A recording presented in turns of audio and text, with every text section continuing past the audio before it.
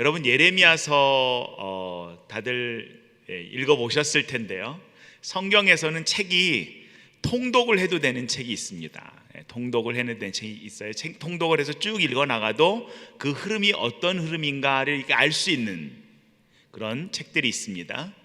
근데 어떤 책들은 정독을 해야만 이 내용이 진짜 뭘 말하려고 하는 거구나 라고 알 수 있는 책이 있어요. 예레미야서는 그런 책입니다. 예레미야서는 여러분들이 정독을 하셔야지만 흐름을 알 수 있는 책입니다. 옛날에 우리 부모님 세대의 영화는요, 영화를 시작하고 들어가서 영화를 봐도 앞에 내용이 무슨 얘기겠다라고 대충 흐름을 감을 잡을 수 있었습니다. 왜냐하면 계속해서 흐름이 이렇게 연결이 되기 때문에. 요즘에는요, 어느 날 저희 아버님이 요즘 영화는 봐도 이해가 안 돼 이러죠. 이 예레미야서 같은 경우는 주전 한 5세기, 6세기에 저술된 책인데도 불구하고 이 책 안에 흐름이 기가 막힙니다. 예를 하나 들겠습니다. 여러분 1945년 그러면 딱 그 해를 듣는 순간 무슨 생각이 납니까? 1945년에 되게 많은 일들이 있었지요. 근데 우리 딱 1945년 그러면 무슨 생각이 나죠? 해방 생각이 납니다. 이 예레미야의 예언의 시작이 되는 시점은 어느 것이냐면 원래는 요시야 왕 13년에 예언이 시작됐습니다. 주전 626년입니다. 그런데 요시야 왕 때는 종교 개혁이 있었고, 하지만 그 당시에도 이제 바벨론이라는 나라가 이렇게 서서히 근동에서 이제 메소포타미아를 중심으로 일어나고 있었지만 별로 관심을 갖지 못했습니다. 그런데 이 나보폴라살이라는 왕이 612년에 이 니누에를 치고 아수르를 친 이후에 나중에 605년에 갈그미스 전투에서 죽습니다. 그리고 나서 등장하는 사람이 누구냐면 그의 아들 느부갓네살입니다. 605년 따라합시다. 605년. 예레미야는 이 605년에 충격을 받는 거예요. 네. 이 밤에 저와 여러분들이, 저는 예레미야서를 계속 읽다가 우리가 진짜 북한을 위해서 기도해야 된다라는 생각을 절로 하게 됩니다. 네. 아마 여러분들 예레미야서를 읽으셨으면 그런 마음이 드셨을 겁니다. 605년 바벨론이 이집트를 쳤을 때 예레미야의 예언이 뭐냐면 이 나라를 무시하지 마십시오. 이 나라가 앞으로 향후 70년간 이 지역의 근동의 역사를 지배하게 될 것입니다 라고 예언을 하는데 아무도 믿지 않습니다. 저와 여러분이 기도할 때 우리 북한을 무시하는 마음이 아니라 사랑하는 마음으로 기도할 수 있길 바랍니다. 조국과 이 근동에 있는 모든 우리 한반도를 중심으로 한 중국, 러시아, 미국, 일본, 한국과 북한, 한반도 안에 있는 모든 정세가 다른 사람의 손이 아니라 하나님의 은혜와 우리 민족의 사랑과 기도 가운데 아름답게 통일될 수 있길 저는 간절히 소원합니다. 그 마음으로 여러분들이 예레미야서를 읽는다면 예레미야가 어떤 마음이었을까를 알 수 있습니다. 그럼 한번 볼까요? 605년에 이 바벨론의 1차 침공이 이스라엘을 치고 이집트를 치다 보니까 605년이라는 날, 이게 언제냐면 따라합시다. 605년 따라했으니까 여호야김 4년. 605년이 바로 여호야김 4년이에요. 여호야김 4년이란 말이 쭉 연대기로 내려가다 나오면 참 좋은데 25장에 한번 툭, 나중에 이 뒷장에 3페이지 보시면 36장에 한번 툭, 46장 한번 툭 이렇게 나옵니다. 그래서 이 영화가 마치 영화를 딱 시작했는데 연대기 순으로 쭉 얘기가 되는 게 아니라 마치 끝장면 중에 한 명이 딱 들어와서 클라이막스 장면이 딱 시작됐다가 그 다음에 이 전체 역사가 이렇게 쭉 퍼즐 피스를 맞춰가는 것처럼 조합을 이루고 있는 책이 예레미야입니다. 되게 재밌겠죠? 네, 한 3분의 1은 긍정하시는데 네. 성경 전체에서 가장 두꺼운 책은 시편입니다. 150장으로 되어 있습니다. 예언서 중에 두꺼운 책은 66장입니다. 그런데 시편보다도 19%의 단어가 많고요, 이사야보다도 30%의 단어가 많습니다. 21,819단어가 예레미야서입니다.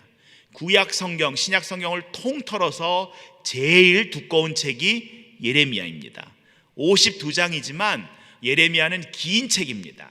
그래서 여러분 예레미야를 쉽게 읽으려고 그러다가는 큰 코 다치고요. 그래서 많은 분들이 통독이나 해야 되겠다, 나 예레미야서 읽었어라고 넘기는 데 만족하시는데요, 그렇게 읽어서는 여러 번을 읽으셔도 예레미야를 이해하기가 어렵습니다. 오늘 밤에 예레미야가 이야기하고자 하는 내용이 뭔가라는 것을 가지시고 이 말씀을 붙잡고 기도하길 바라는데요, 1페이지에 보시면 예레미야의 전체 구조가 나와 있습니다. 예레미야는 선지자를 하나님이 부르셔서 하나님의 말씀을 전하는데, 하나님의 말씀에는 능력이 있습니까 없습니까? 있습니다. 생명이 있습니까 없습니까? 있습니다. 그런데 왜 생명의 말씀을 전하는 예레미야는 핍박을 당하고 맞습니까? 왜 사람들한테 무시를 당합니까? 왜 그를 통해서 전해진 하나님의 말씀은 전달되지 않습니까? 그것은 예레미야의 문제가 아니라 이 시대가 하나님의 말씀에 대해서 반응하지 않는 시대가 되었다라는 것이. 1976년에 에릭 프롬이 존재나 소유나라는 책을 썼습니다. 왜냐하면 70년대 이전에는요, 사람들이 자신의 소유를 자랑하는 시대가 아니었습니다. 내가 어떤 존재로 살아가고 있느냐, 내게 주어진 소유로 무엇을 하고 있느냐를 더 자랑했는데요, 1970년대 이후에 경제 논리가 우리 모든 사회를 끌어당기면서요, 우리가 얼마나 많이 가졌는가가 그 사람을 평가하는 기준이 되어버리고 있어요. 우리에게 있는 소유를, 하나님께서는 그 물질과 소유를 가지고 우리에게 주신 생명의 시간을 어떻게 쓸 것인가, 그리고 우리에게 주신 그 자유를 어떻게 누릴 것인가 라고 하나님은 우리에게 알려주셨는데, 그래서 자유인으로 살라라고 하면서 창조의 질서인 안식일을 지키게끔 했는데, 종이 되니까요 자유가 없어요. 안식일을 지킬 수 있는 자유가 없어졌습니다. 따라합시다. 종은 마음대로 안식할 수 없습니다. 여러분은 자유인이십니까? 종입니까? 우리는 그리스도 안에서 자유인인 줄 믿습니다. 우리가 무엇에 묶여서 이 안식을 못 누리는가, 하나님을 예배하고 하나님과 함께 살아가는 것을 못 누리게 되는가, 그런 것이 있다면 이 밤의 말씀으로 그런 것들이 풀려갈 수 있기를 간절히 바랍니다. 이스라엘 공동체는요, 하나님께서 가나안 땅을 주시고 그 땅은 하나님의 나라, 하나님의 땅이기 때문에 안식하게끔 하셨어요. 6일에 한 번, 7일에 한 번씩 안식일을 지키는 겁니다. 이 안식이라는 샤바트라는 말과 7년에 한 번씩 안식년을 갖는 샤바트라는 말은 똑같은 말입니다.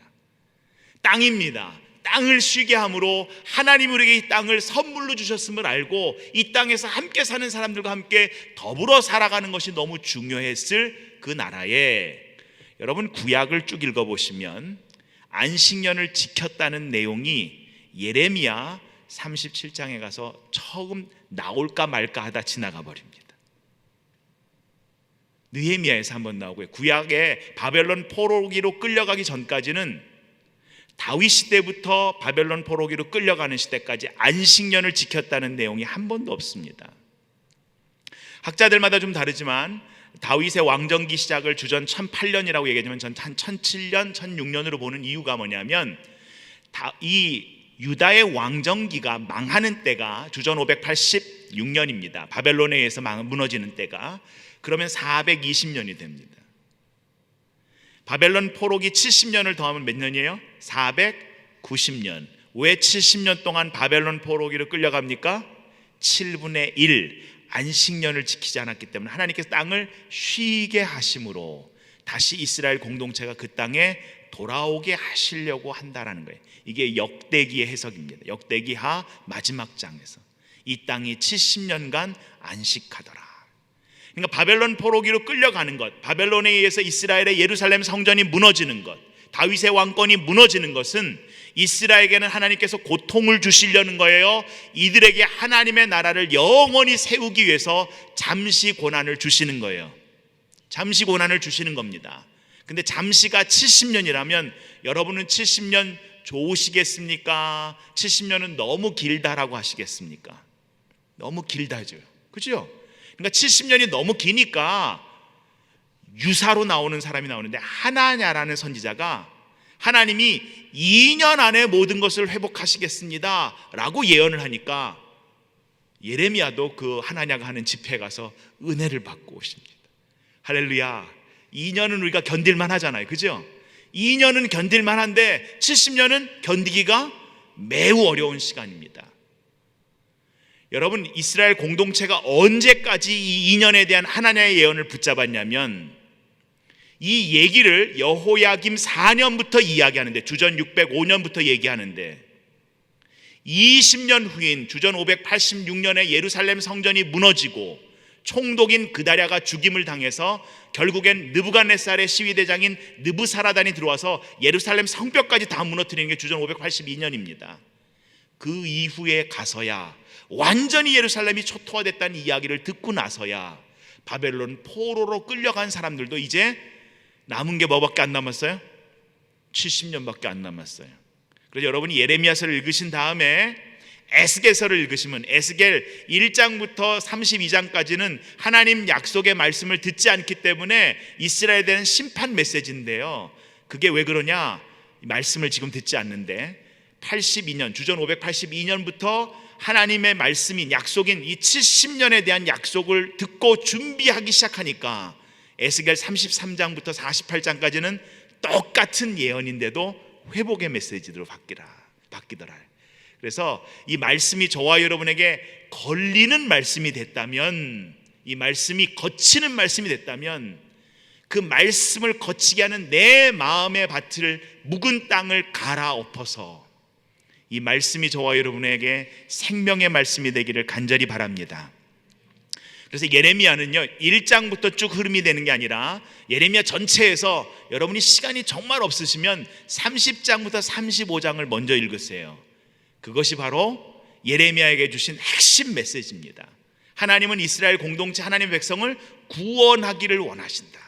그래서 거기서 나오는 약속이 바로 새 약속, 그게 신약이라는 말이 예레미야에서 나오는 것입니다. New Testament. 네. 그래서 새로운 하나님과의 약속이 바로 그 이스라엘에 대한 하나님 백성에 대한 구원에 대한 것. 근데 이 구원에 대한 30장부터 35장을 위아래로 싸고 있는 게 26장부터 29장. 여러분 1페이지에 그 중간에 있는 도표를 보셔야 됩니다.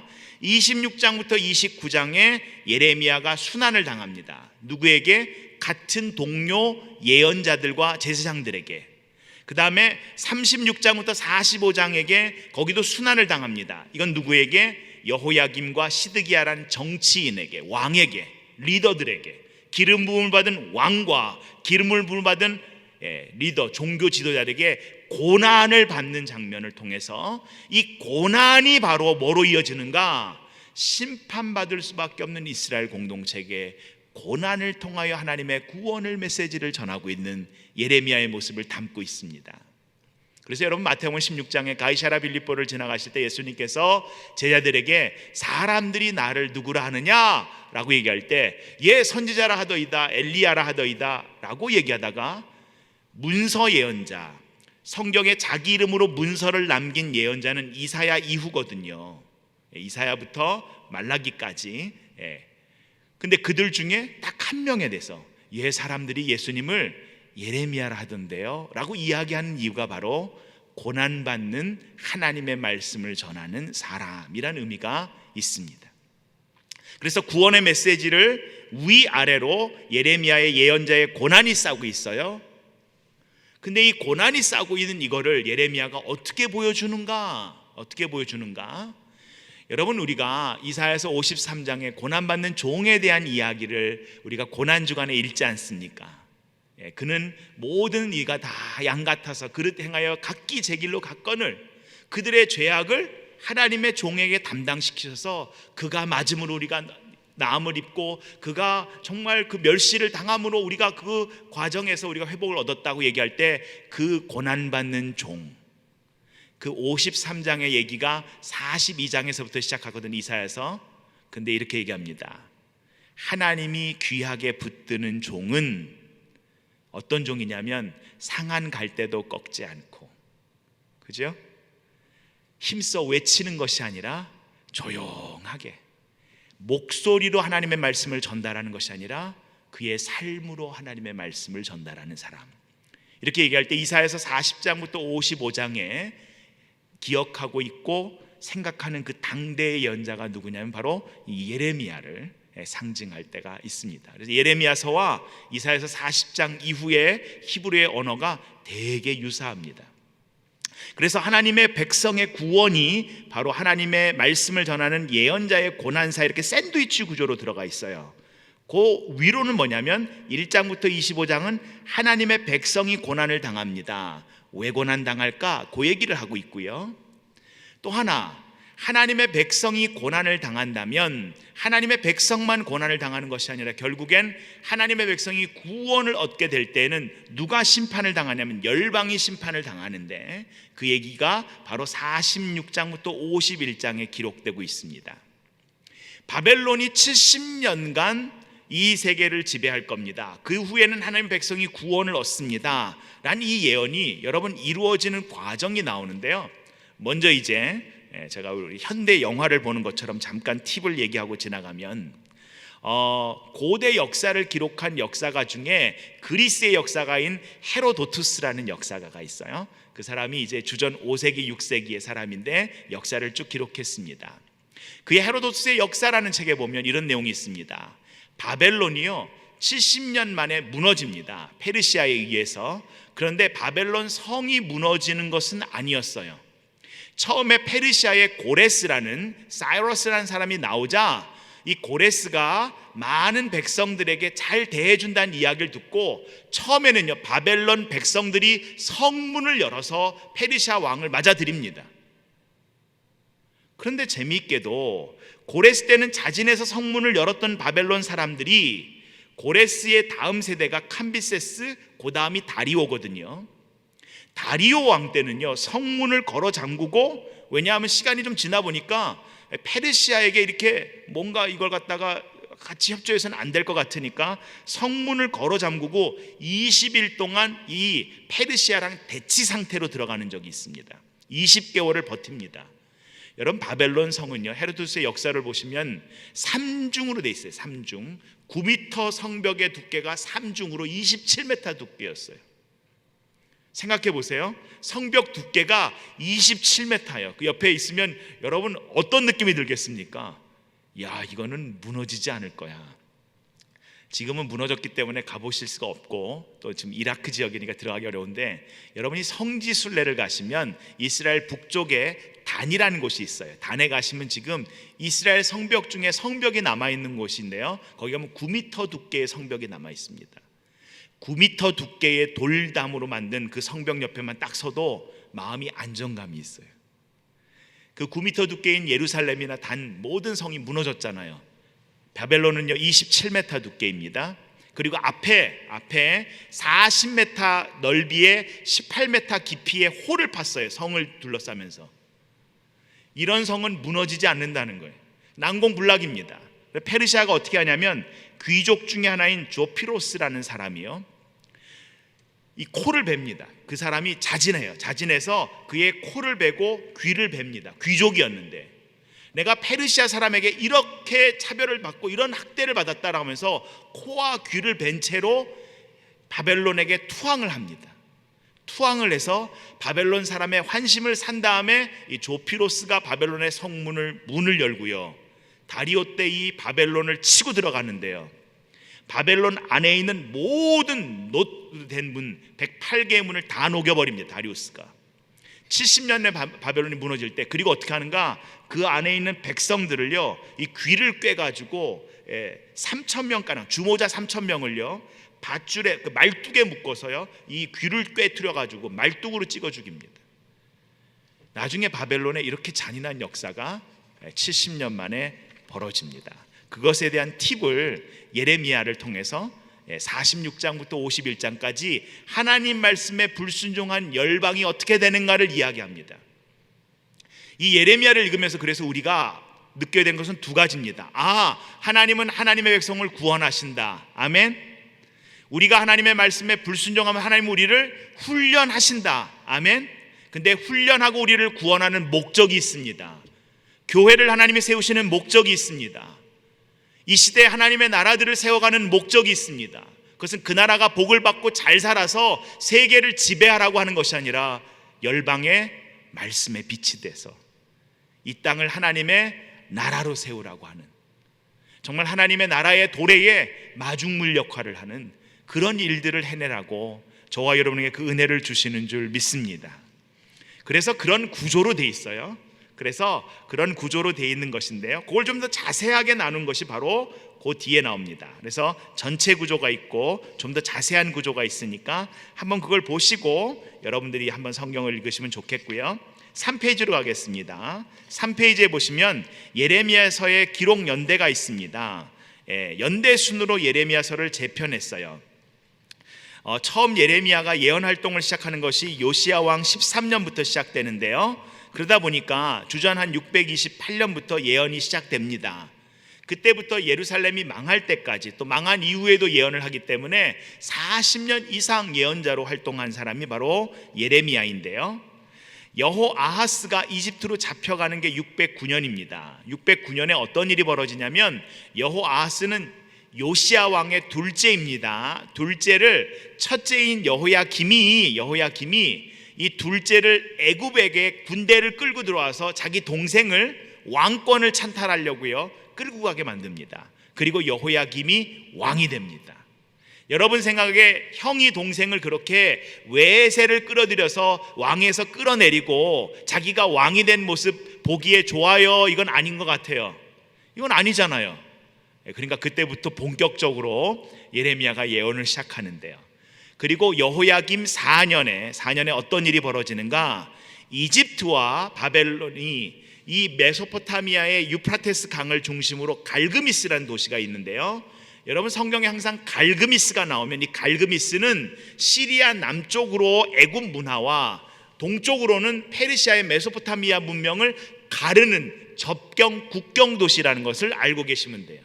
이 갈그미스 전투에서 느부갓네살이 이집트를 이깁니다. 그러니까 이 바벨론의 제공권이 어디까지 미치게 되는 거예요? 이제 그 아프리카 북부 지역인 이집트까지 제공권이 미치게 되는 거예요. 처음 전쟁에서 이겼으니까 완전히 제공권을 장악한 것은 아니지만 이미 바벨론의 영향력이 시작된 겁니다. 그런데 사람들은 이게 일시적인 것이라고 생각해요.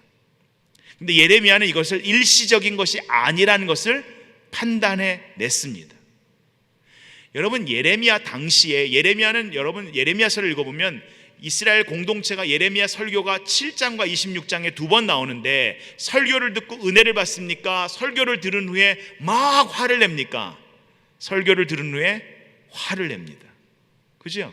바수울은 와가지고 따귀를 때립니다. 네. 예레미야는 인정을 못 받는 거예요. 그렇다면 그 예레미야 시대에 예레미야도 이렇게 책을 쓰셨는데 인정을 받았던 하나냐라든지 다른 분들도 이런 자기의 예언의 글을 남겼을까요? 안 남겼을까요? 남겼겠지요. 그죠? 남겼겠지요. 근데 그 예언서는 다 어디 갔어요? 다 사라졌어요. 왜? 역사를 통해서 그 예언이 사실이 아니라는 게 증명되었기 때문에. 그래서 605년이 매우 중요해서 예레미야의 서의 전체 흐름 가운데 605년이 반복돼서 나옵니다. 나머지는 그 연도랑 여러분이 잠깐 비교해 보시고, 마지막에 이제 예루살렘 멸망이 주전 587년이나 6년 시드기야 왕, 그래서 그때 시드기야 왕이 끌려가지요. 그리고 그달랴의 살해 사건으로 이제 이스라엘이 완전히 무너지는 것으로 얘기가 진행이 됩니다. 우리가 아는 것처럼 요시야라는 왕은 괜찮은 왕입니다. 왕화를 읽어보면 요시야 이전에도 없고 이후에도 없다고 할 만큼 좋은 왕입니다. 평가 기준이 있습니다. 여러분 열왕기의 평가 기준은 남유다는 다윗이었어요. 이 사람은 다윗의 길을 따라갔다, 따르지 않았다. 따라가면 좋은 왕, 따르지 않으면 이 사람은 악한 왕, 이렇게 기록됐는데, 북이스라엘은 여로보암의 길을 따라 악했다, 이렇게만 나옵니다. 근데 예외 경우가 아합인데 얘는 여로보암보다 더 악했다, 이렇게 얘기하는 경우에 다 악하다고 나옵니다. 근데 딱 한 왕만, 요시야는요 다윗과 비교하지 않았습니다. 이전에도 이후에도 이와 같은 왕은 없었다 라고 할 만큼 요시야는 하나님의 말씀에 따라서 뭔가 무너져가는 이스라엘 공동체를 회복시켜 보려고 했던 사람입니다. 뭐를 중심으로? 예루살렘을 중심으로. 예루살렘 교회를 중심으로 종교개혁을 시작한 이 요시야 시대에 하나님께서 예레미야를 부르십니다. 근데 1장 1절에 보시면 예레미야는 어디 선지자라고 나오죠? 아나돗의 선지자라고 나옵니다. 아나돗의. 예전에 기억하실지 모르겠는데 제가 이 배경을 한번 역대하를 어떻게 읽을 것인가 한번 세미나 할 때 설명을 드렸는데요. 아나돗이라는 곳은 베냐민 지파 가운데 있는 레위 사람들의 작은 촌도시입니다. 시골이에요. 근데 거기는 누가 간 곳이냐면 원래 다윗 때에 제사장이 2명 있었습니다. 하나는 사독이라는 제사장이고 또 한 명은 아비아달이라는 제사장입니다. 이 아비아달은요 다윗이 빚이 있어요. 왜냐하면 높 땅의 아히멜렉이라는 그의 아버지 제사장에 가서 배가 너무 고파서 진설병을 먹게 되는 사건과 또 그 아히멜렉이 갖고 있던 골리앗의 칼을 가져다가 도망가게 될 때 도움을 줬거든요. 그때 에돔 사람 도액이 사울을 찾아가서 이 아히멜렉이 다윗을 도와줍니다 라고 하자 사울이 화가 나서 높 땅의 제사장 70명을 죽이는 사건이 나옵니다. 이때 유일하게 밖에 나갔다가 돌아왔다 이 사건을 보고 도망한 사람이 누구냐면 아비아달이에요.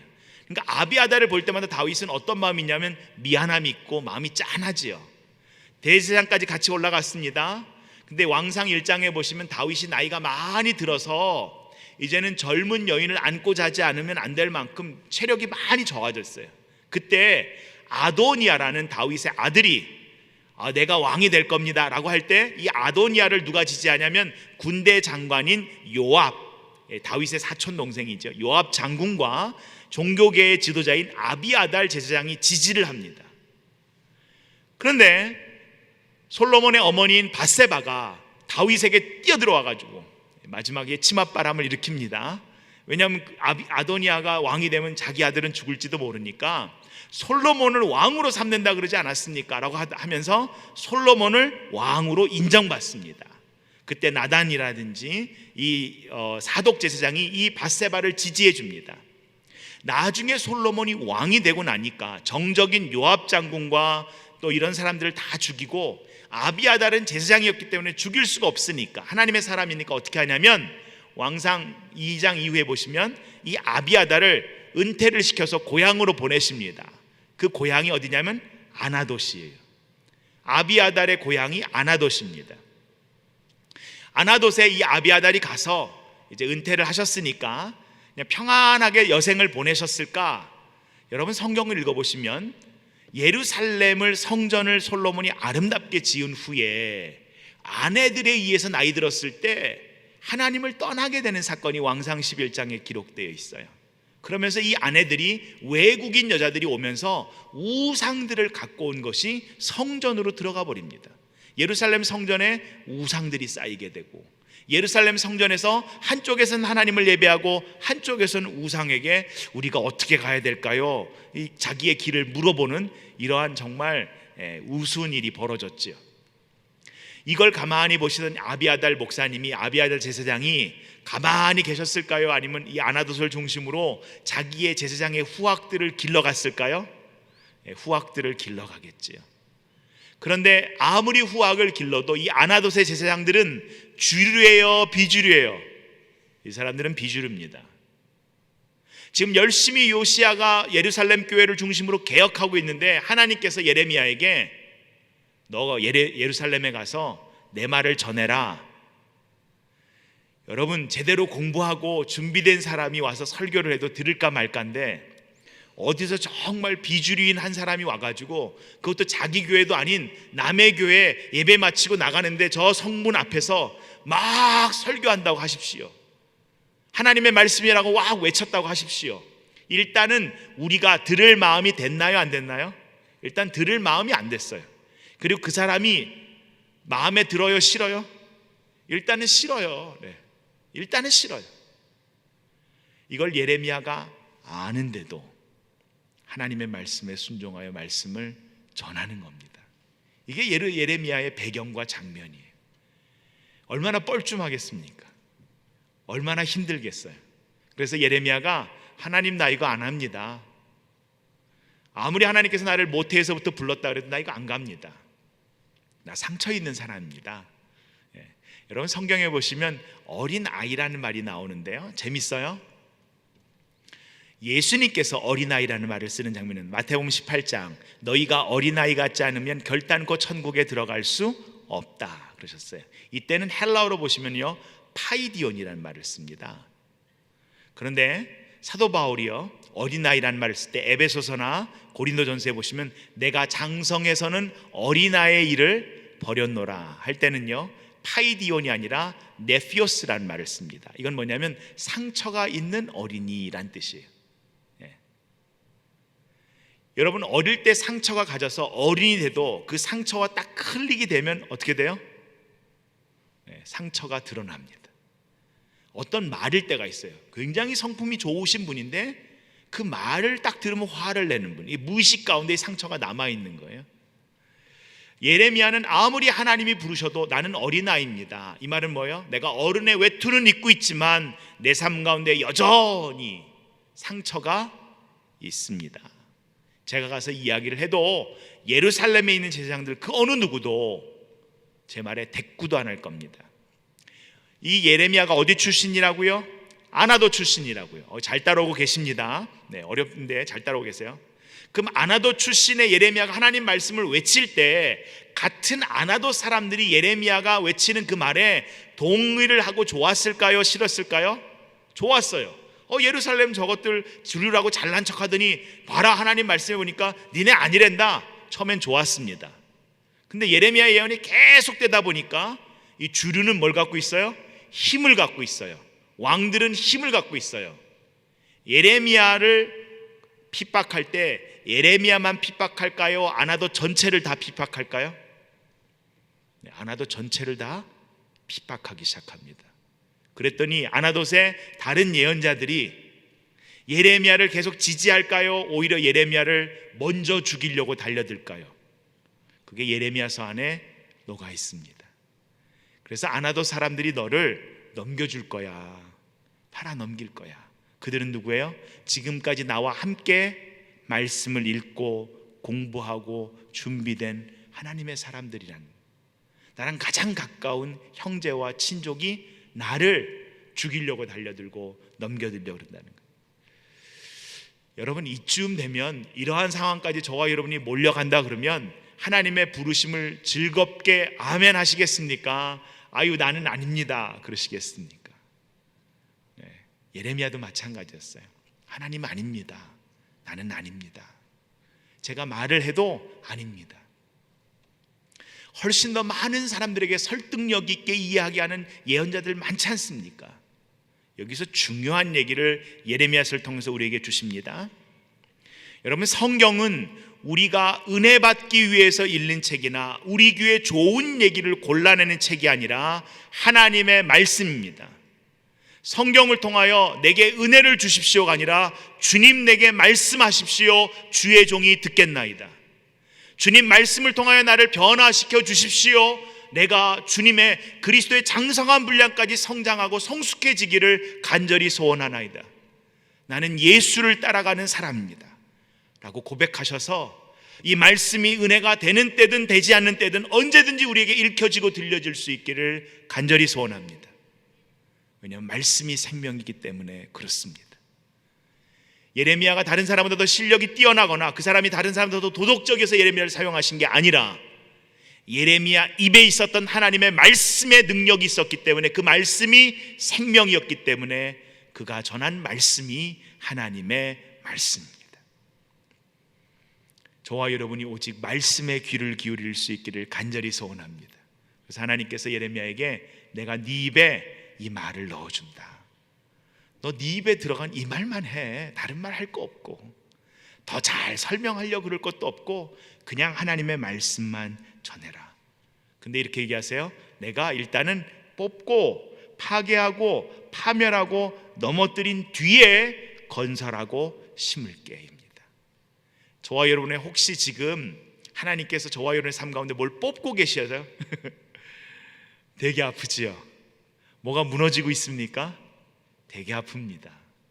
근데 그것은 세우고 새로 심기 위한 선하신 하나님의 과정인 줄 믿습니다. 우리가 기도원에 가면 늘 읽게 되는 본문 중에 하나가 예레미야서에 있습니다. 너희는 내게 부르짖으라. 내가 너에게 응답하겠고 너희가 알지 못하는 놀랍고 비밀한 얘기를 너에게 알려주겠다. 내가 너에게 주는 것은 재앙이 아니라 소망이다. 미래의 소망이다. 이 얘기가 너무 은혜가 되는데 여러분, 예레미야서를 읽다 보면 그 앞절에 뭐가 있죠? 바벨론 포로로 끌려가라 이렇게 돼 있어요. 70년간 바벨론 포로로 가라 이렇게 돼 있습니다. 근데 그거까지 같이 읽으면 은혜가 안 될 거니까 그 앞에 부분 잘라버렸어요. 그죠? 은혜가 되는 말씀만 우리가 외워요, 열심히 성경 구절을. 근데 성경은 전체를 읽으시면요, 때로는 소화시키기가 어렵지만 70년간 바벨론 포로로 가는 게 하나님 뜻이라면 그 과정을 통하여 하나님께서 저와 여러분을 단단히 온전히 세우실 줄 믿습니다. 그런데 우리 옆에서 누가 아니에요, 2년이 하나님의 말씀입니다 라고 하면 우리의 마음이 흔들린다 안 흔들린다? 많이 흔들린다. 아주 많이 흔들린다. 그때 여러분은 어디로 돌아가셔야 되냐면 말씀으로 돌아가셔야 돼요. 말씀으로. 우리 시대의 수많은 이야기와 예언들, 사람들의 수많은 조언들과 이야기들, 그거를 분별하시려면 다시 어디로? 말씀으로. 말씀 앞에 그 이야기를 놓고, 하나님, 제가 이거를 붙잡으려는 것이 제 욕심입니까? 아니면 제 두려움 때문입니까? 하나님, 무엇을 선택하든 온전히 하나님의 말씀에 순종할 수 있도록 제게 평강의 평강을 더하여 주시고, 욕심 때문이나 두려움 때문이나 상처 때문에 하나님 말씀이 아닌 것 붙잡지 않도록 역사하여 주시옵소서. 기도하시는 저와 여러분 되시길 바랍니다. 아멘. 그럼 이제 본격적으로 예레미야를 들어가 볼까요?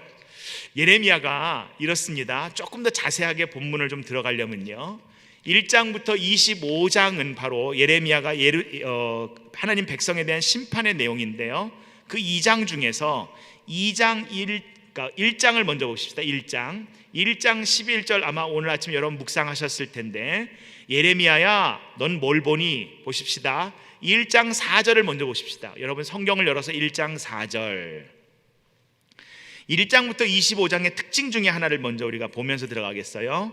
1장 4절 우리 같이 읽습니다. 시작. 여호와의 말씀이 내게 임하니라 이르시되. 여기 보시면 여호와의 말씀이 누구에게? 내게. 지금 1인칭이지요, 그죠? 1장 11절 여호와의 말씀이 또 내게 임하니라. 13절 여호와의 말씀이 다시 내게 임하니라. 2장 1절 여호와의 말씀이 내게 임하니라. 보시니까 지금 계속해서 예레미야가 여호와의 말씀이 누구에게? 나에게 임했다라고 1인칭 화자 시점에서 얘기하는 게 1장부터 25장이에요. 1인칭 화자 시점으로 얘기하는 것과 여호와의 말씀이 예레미야에게 임하시나가 같이 이렇게 녹아 있습니다. 근데 주류가 뭐냐면 여호와의 말씀이 내게 임하니라. 근데 26장부터는요, 26장 이후에는 여호와의 말씀이 예레미야에게 임하니라라고 3인칭으로 다 기록되어 있어요.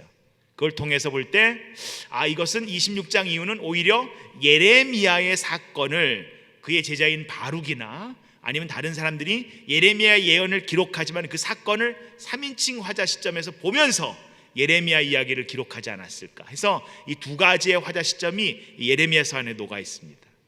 네, 그렇다고요. 네, 그 내용을 그래서 여러분이 한번 그런 것도 한번 보시면서 읽으면 좋은데요, 1장에서 하나님이 소명을 갖고 부르신 다음에 두 가지의 환상을 보게 하시면, 첫째는 살구나무 가지를 보게 하세요. 히브리어 살구나무가 사케드입니다. 사케드. 히브리어 동사 중에 지키다, 행하다, 유지하다 이런 말이 소케드라는 말이에요. 그래서 살구나무 가지를 봅니다. 하나님, 내가 봅니다. 라사케드 이렇게 얘기합니다. 네, 그랬을 때 그래, 왜냐하면 그 사케드를 보게 한 이유는 내가 이 일을 소케드, 내가 이 일을 꼭 지킬 거야. 두 번째 보는 환상을 꼭 내가 행할 거야 라는 뜻으로 이 살구나무 가지를 보여주신 거예요. 그럼 두 번째 환상이 뭐냐면, 두 번째 너는 뭘 보니? 라고 했더니, 예 주님, 제가 북쪽에서 기울어진 가마를 끓는 솥을 보고 있습니다. 예. 여러분, 이제 이사야, 예레미야, 에스겔은 서로 소통을 합니다. 서로 소통을 합니다. 에스겔에 가시면 끓는 솥인데 이 솥이 왜 이렇게 부어져야 되냐면, 끓는 솥 안에 녹슨 가마예요. 녹슨 가마. 녹이 쓴 가마에 여러분 아무리 좋은 걸 넣어서 끓여도 어떻게 돼요? 먹을 수 있어요? 없어요? 없습니다. 그건 완전히 녹을 다 긁어내야 되는 거지. 여러분 재미있는 것이 여기 가까운 유니버스 스튜디오 가시면 거기에 이제 물에 젖는 공간이 있지요. 물에 젖는 이렇게 쏙시디 그런 공간이 있습니다. 거기 가시면요, 이게 큰 이제 버킷 같은 게 있어요. 큰 양동이 같은 거에 물이 계속 나오다가 갑자기 거기서 10, 9, 8, 7 카운트하면 이게 버킷이 꽉 찼기 때문에 기울어지는 거예요. 기울어지면 완전히 쏟아져 가지고 그 물이 쫙 쏟아진 다음에 다시 원래로 돌아갑니다. 물이 자기의 무게를 감당할 수 없어서 기울어진 것을 갖다가 완전히 물을 쏟아내야 돌아가는 그 임계점이 있지요. 임계점에 달하기 전까지는 회개를 하면 회복이 될 수 있어요. 근데 임계점을 넘어버리면 어떻게 돼요? 자연 반사적으로 쏟아져야 회복이 되는 거예요. 여러분 우리가 질병이 있든 어떤 어려움이 있든 모든 가운데서 임계점이 넘은 다음에는요, 그냥 어떻게 이걸 갖다 그냥 덮고 넘어갈 수 없을까? 그건 안 됩니다. 그땐 반드시 한번 쏟아내야 돼요. 힘들고 아프지만 쏟아내야 돼요. 쏟아낸 다음에도 삶의 패턴이 똑같으면 달라진다 안 달라진다? 저는 예언 잘합니다. 저는 예언 잘하거든요. 저희 교회 한 집사님께서 대장암으로 굉장히 오랫동안 투병하셨어요. 대장을 잘라냈습니다. 잘라내고 투병하셨습니다. 믿음을 잃었을 땐 가서 용기를 주고 같이 2년을 거의 그냥 뭐 같이 죽다 살다 하시, 굉장히 가까운 또 저희 교회 아주 중요한 집사님이셨어요. 그 딸이 제가 EM 패스트 때 저희 EM이었어요, 둘 다. 그래서 그 아버지니까 또 딸이 엉엉 울어서 또 신방 가서 같이 기도하고 같이 얘기 나누고. 근데 어느 날 한 2년 후에 이분이 굉장히 많이 회복이 돼서 목사님 요새는 키모도 다 끝났고 제가 이제 잘 회복되고 있습니다. 그래서 감사합니다 라고 쑥 지나가는데 담배 냄새가 납니다. 그래서 제가 아내한테 어느 집사님이 지나가는데 담배 냄새가 나니까 여보, 그때가 키모가 아직 안 끝났을 때거든요. 지금 키모 중인데 설마 술 담배 하시겠어? 다 끊었다 그랬는데 회복되셔야 되니까. 근데 그 다음날 새벽부터 아내 되신 권사님 나와서 이 새벽에 제일 앞에 와서 울기 시작합니다. 목사는 새벽기도 나갔을 때 매일 오던 사람이 안 오면 걱정이지만 안 오던 분이 갑자기 나오면 그것도 걱정이에요. 이분이 또 무슨 일이 있나 싶을 만큼 막 우시면서 기도하시길래 끝나고 기다렸다가 권사님 무슨 일 있으세요? 그랬더니 굉장히 키모 때문에 우울증이 오니까 다시 주초를 시작했다는 거예요. 제가 가서 예언했습니다. 집사님, 이거 안 끊으면 이 암 때문에 회복이 돼도 이 암 못 회복되고 다시 나중에 몇 년 지나면 또 암 걸릴 수 있습니다. 식습관 바꾸셔야 되고요, 삶의 패턴 바꾸셔야 됩니다. 지금까지 이렇게 살아왔기 때문에 내가 지금 아프게 된 거니까 아픈 것은 하나님 우리에게 주신 사인입니다. 은혜입니다. 이 과정을 통하여 나의 삶의 패턴을 바꾸라고 변화의 기회로 주신 겁니다 라고 같이 엉엉 울었어요. 지금 6년 가까이 됐는데요, 지금도 살아계십니다. 할렐루야. 바꿔야 되는 겁니다. 안 바꾸면 안 됩니다. 안 바꾸고 지나가는 방법 없습니다. 음식도 바꾸고 삶의 패턴도 바꾸고 우리가 뭔가를 변화가 필요하다라는 거예요. 그래서 여러분의 삶 가운데서 하나님께서 이런 고난과 사인을 주셨을 때는 하나님이 끝내자가 아닙니다. 영어에는 두 가지 표현이 성경에 쓰이는데요, 하나님의 백성에게는 항상 discipline이라는 영어 단어를 썼어요. 징벌이라는 말을. 이건 뭐냐면 지금 훈련을 통하여 미래를 준비하자 이 말입니다. 근데 열방을 심판하실 때는 punishment라는 말을 썼어요. 이건 뭐예요? 지금까지 왔던 죄를 계수해서 여기서 끝내자. 하나님이 저와 여러분을 디스플린 하실 때 그 시기가 저와 여러분에게 좋은 은혜가 되기를 바랍니다.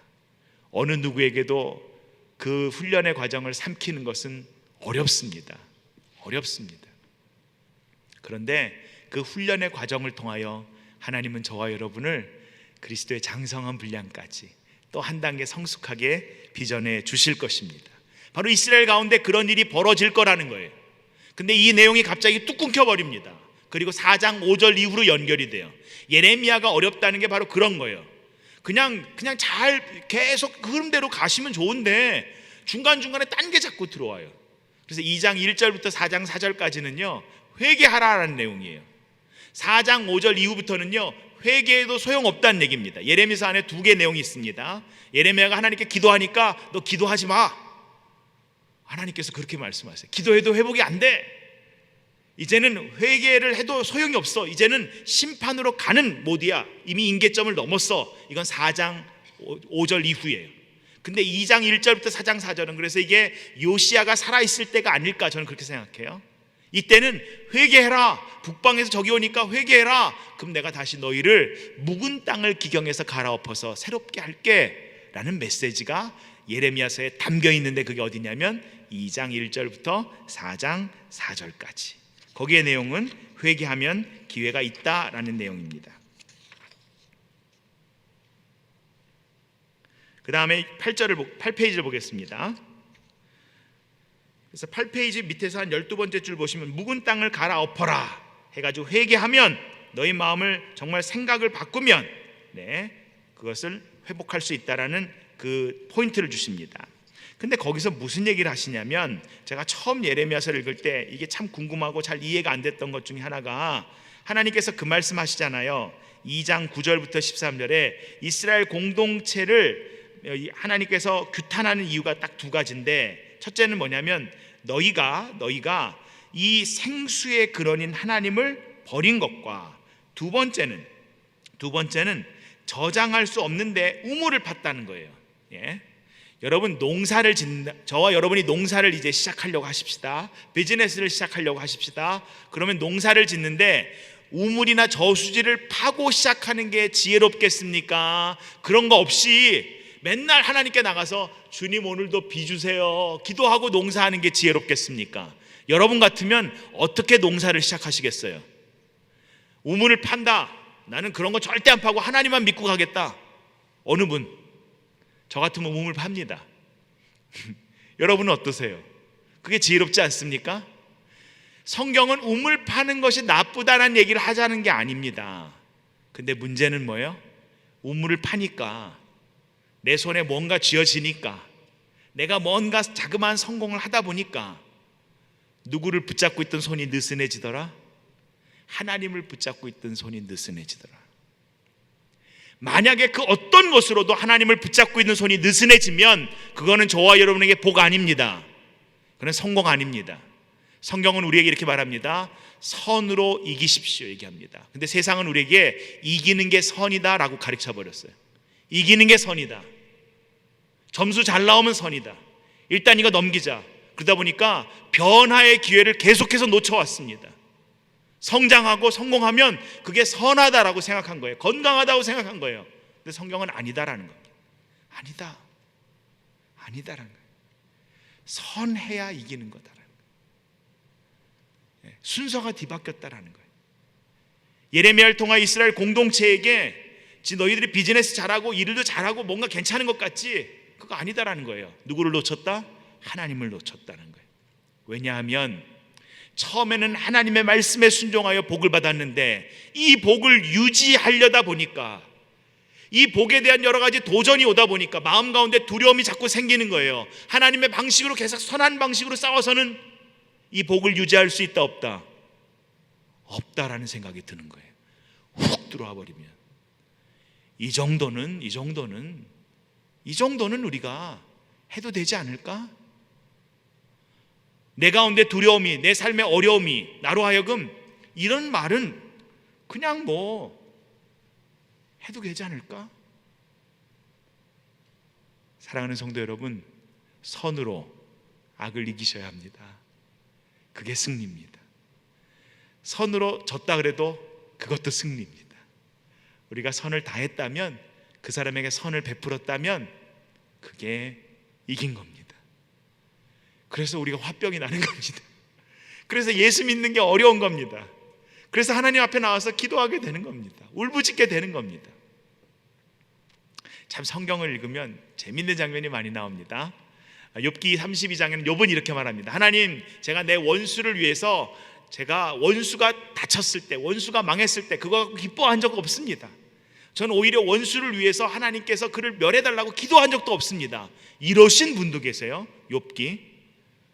근데 시편 52편이나 54편을 보시면 다윗은 어떻게 기도하면 주님, 제 원수를 주님께 맡기오니 이 원수를 진멸해 주시옵소서, 이렇게 기도하는 분도 계세요.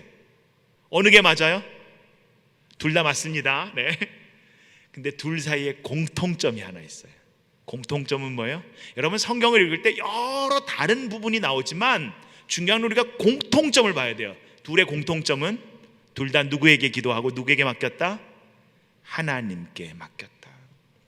저와 여러분이요, 억울해가지고 아플 때는 하나님께 나와서 쏟아놓으십시오. 쏟아놓으십시오. 저와 여러분이 그 사람을 감당할 수 있다면 그래도 쏟아놓으십시오. 왜냐하면 그를 감당할 수 있는 것도 감당할 수 없는 것도 다 누구의 은혜 안에서 해결할 수 있다? 하나님의 은혜 아니면 아니다라는 거예요. 내가 성품이 좋고 내가 좀 참고 내가 그를 위해서 그런 거 없고요. 하나님께서 저와 여러분에게 오늘도 은혜를 주셨기에 오늘도 하나님과 함께 동행하며 살아가게 하신 줄 믿습니다. 그것을 놓치게 되니까 북방에서 적이 옵니다. 바벨론인데 왜 계속 북방이냐? 여러분, 이사야서 40장을 보시면 40장 이후에는 동쪽이라고도 나옵니다. 북쪽과 동쪽이 계속 반복돼요. 그러니까 헷갈려지는 거예요, 성경이. 이유는 뭐냐면 이 메소포타미아는 동쪽에 있는 게 맞습니다, 지리적으로는. 하지만 동쪽에서 공격해 올 수는 없어요. 왜냐하면 이 메소포타미아와 이 바벨론과 이스라엘 사이의 이 중간의 지대에는 동쪽으로 도우면 이게 사막이 있기 때문에 사막을 건너오면 그 군대가 지쳐버리기 때문에요, 이 사막을 건너올 수는 없습니다. 그럼 사막을 다 안 건너냐? 아니, 건넌 분이 한 분 계십니다. 예, 역사상 이런 재미있는 사람들이 한두 명씩 나와야 재미있는데 알렉산더가 이 사막을 건넙니다. 알렉산더의 군대가. 그리고 사막을 건너서 페르시아를 치신 다음에 말라리아 걸려서 돌아가십니다. 그러니까 그리스 사람이기 때문에 이 근동을 저는 잘 모르지 않았을까 그렇게 생각해요. 이곳의 이 전염병, 이 일사병이 얼마나 대단한 것을 좀 간과한 거지요. 건너긴 했습니다. 승리도 했습니다. 근데 33살의 나이에 죽습니다. 그래서 이 동쪽에 있는 바벨론이 침공해 올 때는 동쪽에서부터 오지 않고 북쪽으로 올라가서 이 유프라테스 강을 따라서 쭉 올라갔다가 이 하란 지역에서 지금의 그 시리아 지역에서 레바논으로 해서 이스라엘을 공격해서 들어옵니다. 북방에서 적이 온다는 것입니다. 근데 이스라엘 공동체는 그 바벨론에 대해서 얘기를 들을 때 지금 이 북쪽의 적이 무섭구나, 하나님께서 이 북쪽의 적을 쓰실 수 있겠구나 라고 생각한다고요? 무시한다고요? 무시한다고요. 제가 요즘에 기도하는 가장 두려운 기도 중에 하나가 그겁니다. 하나님, 이 시대의 한국 교회를, 우리 조국을 깨우시기 위하여 하나님 북쪽을 쓰실 겁니까? 라는 질문을 저는 매일 하고 있습니다. 종교개혁 500주년을 맞아 이 시대의 교회들이 개혁이 되지 않으면, 정말 다시 한번 정말 하나님의 말씀 앞에 우리가 겸허하게 서지 않으면, 저는 하나님께서 교회를 살리시기 위하여 북쪽을 쓰실 수도 있겠다, 예레미야서를 반복해서 읽으니까 그런 마음이 들 정도예요. 근데 만약에 제가 이런 마음입니다 얘기하지 않고 주님께서 북한을 사용해서 우리 남한을 초토화시키시고 다시 변화를 일으키실 겁니다 라고 사건이 벌어지기 전에 서울에 가서 어느 큰 교회 앞에서 설교했다고 하십시다. 제가 무사할까요? 얻어맞을까요? 저 어디 좌파가 왔다고 얻어맞을걸요? 쓸데없는 소리 한다고 사람들이 저한테 뭐라 그럴걸요? 예레미야의 상황도 똑같았다라는 거예요. 그 당시에 일단은 1차 침공이 들어왔지만 이스라엘을 다친 게 아닙니다. 그 당시에 끌려가는 사람이 있습니다. 그게 누구냐면 다니엘이에요. 다니엘과 그의 친구들, 엘리트 그룹들이 주전 605년에 1차 침공 때 끌려갑니다. 그리고 597년에 에스겔이 끌려갑니다. 에스겔이 끌려가기 전에 예루살렘에서 누구 설교를 들은 거예요? 예레미야 설교를 들은 거예요. 597년에 끌려갑니다. 이때 성전 기명도 다 끌려갑니다. 그런데 그 사건이 있은 뒤에 누가 일어나냐면 하나냐가 일어납니다. 왜? 나라가 지금 분위기가 싱숭생숭하잖아요. 하나냐가 일어나가지고 지금 예언을 시작합니다. 하나님께서 지금 바벨론에 끌려간 모든 성전 기명은 2년 안에 돌아오겠다 하십니다 라고 하니까 사람들이 아멘 하면서 은혜를 다 받았어요. 근데 재미있는 것은 이때 예레미야서를 쭉 보시면 26, 27, 28, 29 여기를 보시면 이때 6개국 대표들도 거기에 와서 은혜를 받습니다. 6개국 대표 두로와 시돈과 모압과 암몬과 아람과 이 사람들이 와서 이스라엘까지 6개국들이 모여가지고 국제회의를 합니다. 이 바벨론을 어떻게 막을 것인가. 이들이 왜 여기 모였을까요? 모인 이유는 이렇습니다. 남유다에 모인 이유는 원래 이 6개국들은 그전에도 연합을 해서 바벨론 아수르를 반아수르를 하겠다고 연맹을 맺었는데, 그 당시에 아하스라는 남유다 왕이 나는 아수르랑 화친할 거야 라고 하는 바람에 북아람 나라와 이 시리아죠, 지금의 북이스라엘이 아하스의 왕권을 바꾸려고, 아하스를 끌어내리고 다른 사람을 왕으로 세우려고 침공한 적이 있습니다. 그때 하나님께서 그들을 이기게 하십니다. 두 번째, 히스기야 때에 아수르의 사내림이 군대를 이끌고 이스라엘을 친 적이 있습니다. 그때도 하나님께서 전염병을 발하셔서 18만 5천 명이 죽고 아수르가 도망가는 사건이 벌어졌어요. 그러니까 지금 어느 나라 신이 제일 세다? 남유다의 신이 제일 세다. 남유다에 가면 이 바벨론을 어떻게 막을 방법이 생길 거야 하고 예루살렘에 모여서 회의를 합니다. 하나님께서 예레미야에게 그 국가 대표들에게 가서, 나라들 대표들에게 가서 꼭 얘기해라. 바벨론을 섬기라고. 바벨론을 섬기지 않는 왕들은 다, 나라들은 무너질 거라고 꼭 얘기해라 라고 얘기를 하니까 다른 나라들 대표들이 이 예레미야를, 저 사람이 무슨 자격이 있는 사람입니까? 국빈이 방문했는데 와가지고 저런 얘기를 할 만큼 괜찮은 사람입니까? 라고 물을까요? 아니면 예레미야의 얘기에 경청할까요? 전자겠지요. 그래서 또 얻어맞습니다. 예레미야의 예언은 사실이었습니다. 하나님의 말씀이었습니다. 하지만 당대의 사람 중에 예레미야의 예언을 듣고 삶을 돌이킨 사람들은 거의 없었습니다. 왜냐하면 설마 하나님의 메시지는 이겁니다. 이 나라가 망해야 된다가 아닙니다. 교회가 다시, 모든 하나님의 사람들이 이 당시에 이 땅에 하나님의 나라를 세우기 위해서 변화돼야 된다라고 얘기하신다는 거예요. 그 변화를 위해서 우리의 삶에 고난도 허락하시고, 그 변화를 위해 우리의 삶에 복도 허락하시고, 그 모든 과정을 이루어 가시는 거라는 거예요. 그 얘기가 계속됩니다. 그래서 7장의 성전 설교가 바로 그 내용입니다. 예레미야 7장부터 8장 3절까지 성전 설교가 바로 그 내용인데, 여기서는 예레미야가 성전에서 한 설교를 말하고, 26장은요 똑같이 예레미야의 설교인데 거기는 예레미야의 설교에 대한 반응을 얘기합니다. 26장에서의 반응은 어땠냐면, 사람들이 와가지고 예레미야의 멱살을 잡고 예레미야를 때리려고 그럽니다. 돌로 쳐 죽이려고 그럽니다. 9페이지 마지막 부분에 있습니다.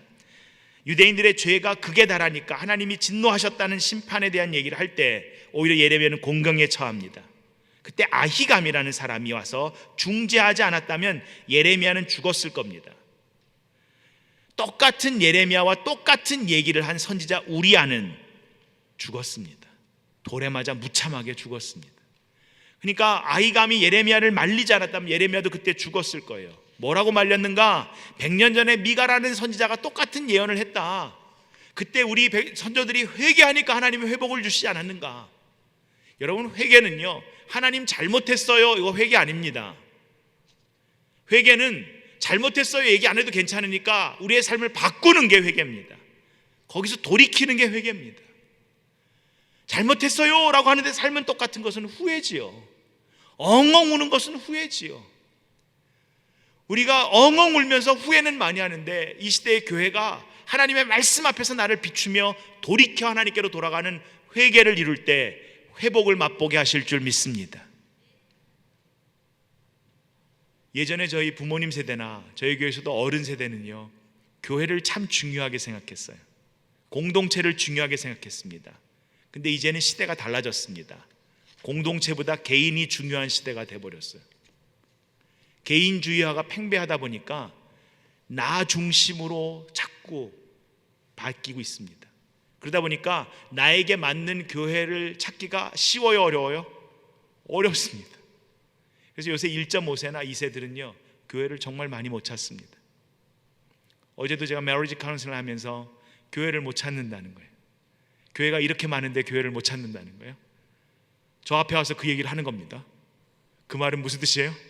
제가 목회하고 있는 규기교도 별로라는 얘기죠. 그 남자친구는 제 EM이었거든요 예전에. 그래서 메리지 카운슬을 같이 하는데, 근데 결혼하려는 자매는 한어권이에요. 그래서 같이 한어권 예배를 갔더니 자기는 은혜가 안 된다는 거예요. 그래서 이 남자를 따라서 영어권 예배를 왔더니 또 자매가 은혜가 안 된다는 거예요. 그래서 제가 뭐라고 얘기했을까요? 아내가 편해야 집안이 편하니까 자매가 은혜를 받는 곳에 가서 신앙생활을 해라.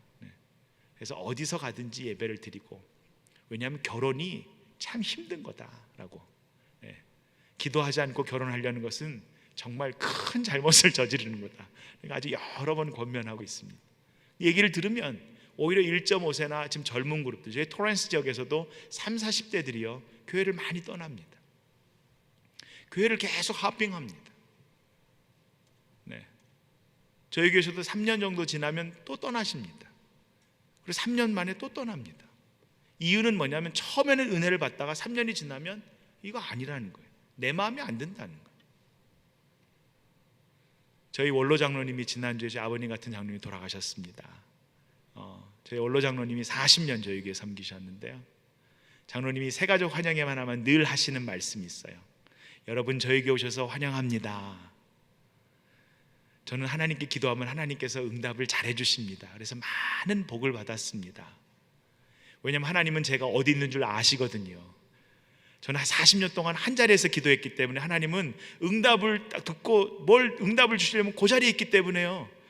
근데 여러분 자꾸 자리 옮기시면 하나님이 응답을 주시려고 해도 못 찾아서 응답이 안 될 때가 많습니다.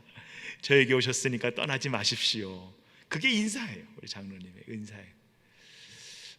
늘 기도가 하나님께서 나를 팍 죽게 해주세요 그랬는데, 금요일날 저녁에 자녀들과 함께 샌디에고에 있는 자녀들이 와서 점심을 같이 먹고 저녁에는 딸네 집이랑 같이 식사하고 다리에 힘이 빠지셔서 8시에 소천하셨어요.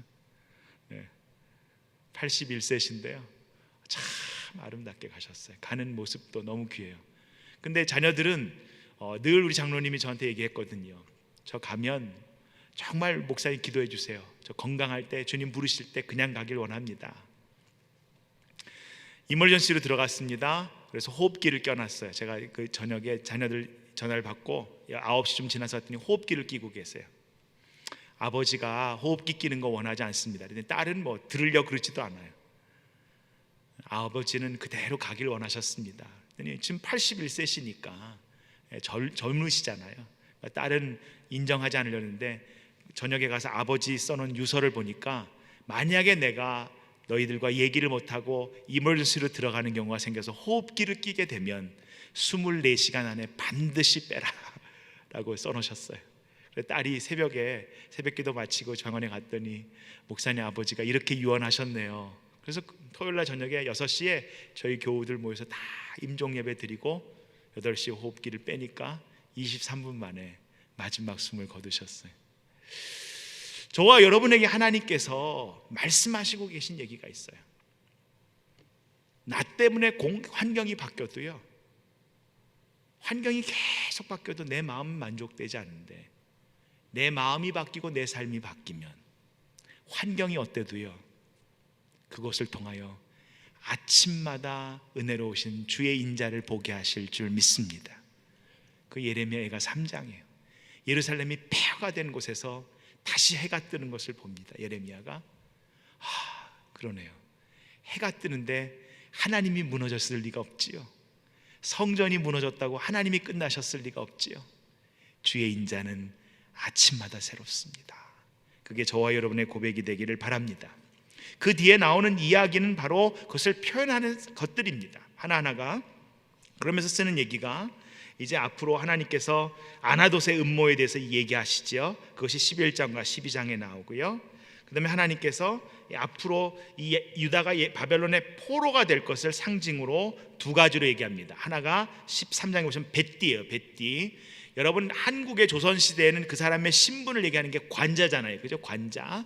당상관 이상일 땐 옥으로 관자를 했죠. 상투를 틀기 위해서. 그런 것처럼 유대인들에게는 배로, 3배로 허리띠를 한 것이 그의 신분을 상징하는 거예요. 배로, 3배로 여러분 풀을 먹이면 빳빳하지요. 근데 이 3배는, 배는 물에 들어가면 또 시신의 그 수위로도 3배를 쓰잖아요. 왜요? 잘 썩으니까. 이 삼배로 만든 뱃띠를, 이 빳빳하고 새로 된 뱃띠를 유프라테스 강가에 갖다 묻으라는 거예요. 얼마 지나서 가서 물에 묻었던 그 삼배를 빼보라는 겁니다. 뺐더니 어떻게 돼요? 다 썩어 있죠. 그거로 너 허리에 동여보라는 거예요. 여러분, 우리가 허리띠를 왜 맵니까? 몸의 상체 하체를 구분하기 위해서 허리띠를 매는 게 아니고요, 허리띠를 매는 이유는 몸의 모든 힘을 집중시키기 위해서요. 근데 허리띠가 그 역할을 못하면 어떻게 돼요? 끊어집니다. 그럼 어떻게 됩니까? 다칩니다. 말씀으로 우리의 허리띠를 매야 돼요. 근데 우리가 그 말씀이 우리 가운데 제대로 된 허리띠 역할을 못하면, 말씀이 우리 마음 가운데 제대로 그 중심을 잡지 못하면, 예레미야 이렇게 합니다. 17장 9절에 만물 중에 가장 부패한 것이 사람의 마음이니 어떻게 우리 마음을 알 수 있습니까? 여러분, 나도 내 마음을 모르는데 어떻게 다른 사람 마음을 알 수 있습니까? 근데 문제는 뭐냐면 잠언 4장에 생명의 근원이 마음에서 난다 그랬어요. 사람의 마음에 생명의 근원이 있어요. 그래서 시편 119편 11절 주께 범죄체 주의 말씀을 내 마음에 두었나이다. 9절에 청년이 무엇으로 삼가 그 행실을 깨끗하게 하겠습니까? 10절 주의 말씀을 따라 삼가 행할 것입니다. 말씀이 생명입니다. 여러분, 말씀이 읽기 어려우실 때 다시 정독을 하면서 주님 내게 말씀하여 주시옵소서 읽으시고요. 요즘에 한국에서 그래서 교회를 개혁하는 운동 중에 성경을 읽기 하는 것인데요, 굉장히 통독과 성경을 정독하려는 그룹들이 많아요. 여러분 공동체도 이 매일 성경을 통하여 또 늘 성경을 가까이 읽으시길 바랍니다. 지난 여름에 저희 교회 유년부가 8월 달에 뭘 했냐면 신약을 한 달 동안, 주일을 빼고 26일 동안, 30일이니까 26일 동안 신약을 읽는 거였어요. 그런데 재밌는 게 1학년, 국민학교 1학년부터 읽거든요. 그러니까 어떤 어머니가 글을 올렸어요, 카톡에. 국민학교 1학년이 어떻게 신약 성경을 이해하겠습니까? 어렵습니다, 성경이. 그래서 제가 거기다가 디모데후서 3장 그 14절 이후를 올려놨습니다. 내가 어려서부터 말씀을 배웠나니. 그리고 영어로도 올려놨어요. From infancy라고 돼 있어요. 네가 어려서부터. 성경은 이렇게 말하고 있습니다. 우리가 유아 때부터, 어렸을 때부터 말씀을, 오히려 어른들은 생각이 많아서 오히려 말씀이 소화가 되기 어려운데 우리 아이들은 그대로 그 말씀이 생명의 말씀 될 줄 믿습니다. 그랬더니 부모님 두 분이 그 밑에 회개합니다 라고 써놨어요. 회개합니다 라고 적어놓으셨어요. 그리고 아이들은 전원이 다 읽었어요. 유년부 아이들이 전원이. 제가 저희 교우들에게 제가 이걸 반복해서 얘기했어요. 우리 아이들이 전원이 다 읽었습니다. 전원이 다 읽었습니다. 다 웃으시더라고요. 네. 저희 어른들도 성경을 읽고 쓰기도 하시는 분이 있지만 우리는 전원이 다 하지 못했어요. 많은 분이 읽어도. 근데 우리 유년부 아이들은 1학년부터 전원이 다 했다는 사실을 얘기 들을 때 저는 소름 돋게 감사하더라고요. 오히려. 그래서 말씀으로 다시 회개되는 건데요. 그러면 또 하나는 포도주병에 대한 비유를 얘기합니다. 여러분, 병이 있어요. 어떤 병에 여러분 병이 있으면 이 병을, 이게 유리병 아니면 플라스틱 병, 아무것도 안 담겼을 때는 그렇게 말합니다. 근데 재미있는 게 거기에 담기면요, 그릇도 그렇고 병도 그렇고, 밥이 담기면 사기 그릇이 아니라 밥그릇 이렇게 됩니다. 여기에 물이 담기면 물병 이렇게 됩니다. 포도주가 담기면 포도주병 이렇게 됩니다. 담긴 것에 의하여 불려집니다. 저와 여러분은 질그릇입니다. 근데 그 안에 그리스도라는 보화를 담은 그릇인 줄 믿습니다. 그렇다면 그 머추리얼이 아니라 담긴 것에 따라 불려질 줄 믿습니다.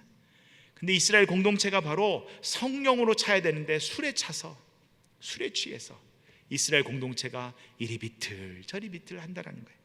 그러면서 하나님께서 말씀하십니다. 그래서 가뭄이 올 것이다. 보세요. 가뭄이 오면 그 땅을 떠나야 되나요? 떠나지 않아도 되나요? 떠나야 됩니다. 전쟁이 오면요, 떠나야 됩니다. 그리고 전염병이 오면요, 떠나야 됩니다. 그러니까 칼, 기근, 전염병 이런 것들은 그 땅을 떠나야 되는 거예요. 떠나야 되는 거예요. 이 말을 통하여 하나님께 주신 이 땅이 우리가 정말 하나님의 나라로 영적으로 세워야 되는데 오히려 이 땅이 한탄하고 하나님께 부르짖는다라는 것입니다.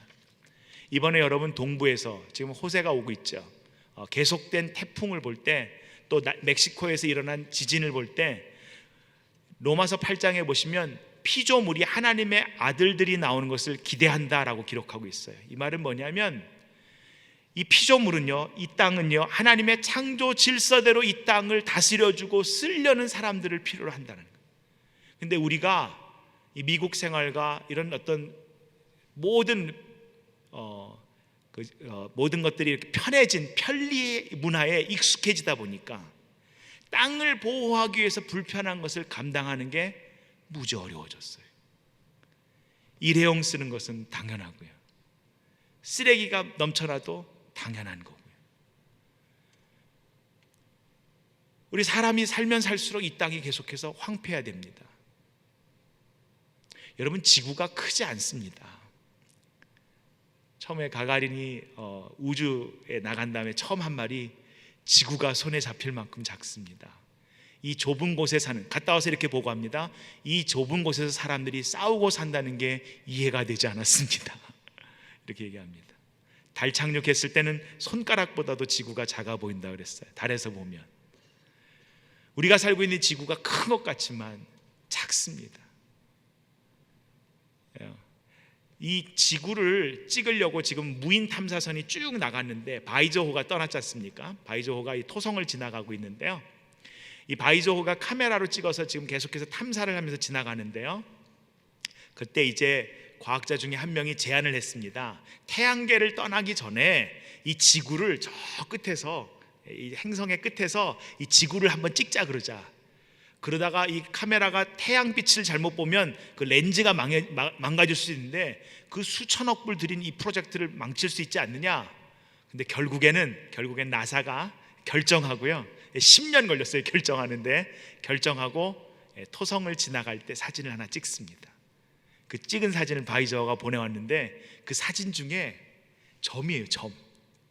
마치 우리 그 셀폰에 점 하나, 먼지 하나 떨어진 것 같이 지구가 그렇게 점이에요. 딱 파란 점.